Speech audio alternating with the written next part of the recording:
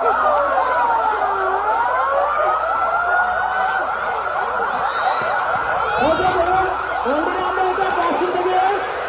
বিক্রিম বের করছি।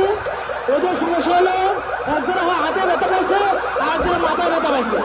আমরা যে জায়গায় আঘাত পেয়েছি ওই অনুযায়ী আমরা ফার্স্ট করছি। আমরা একজনকে আমরা সিলিন্ডার দিব, তার জন্য আমরা মাথায় একটা ব্যান্ডেজ দেবো দিয়ে তারপর কি করবো, যত দ্রুত সম্ভব আমাদের কাছের যে হসপিটাল আছে ওই হসপিটাল আমরা স্থানান্তর করি।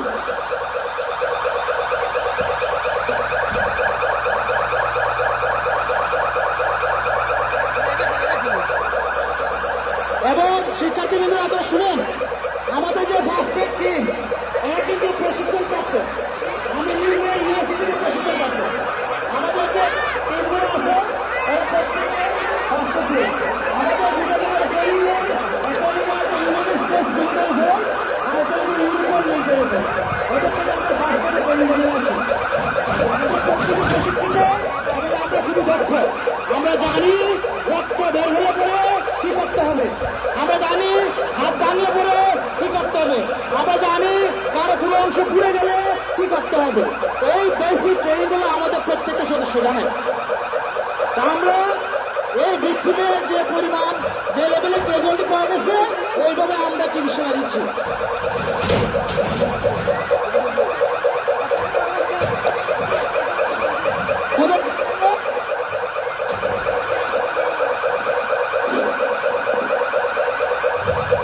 আমাদের কাছে হসপিটাল কোনোদিনে আমরা ওইখানে কোনোদিনে হাসপাতাল আমরা সাহায্য করতেছি।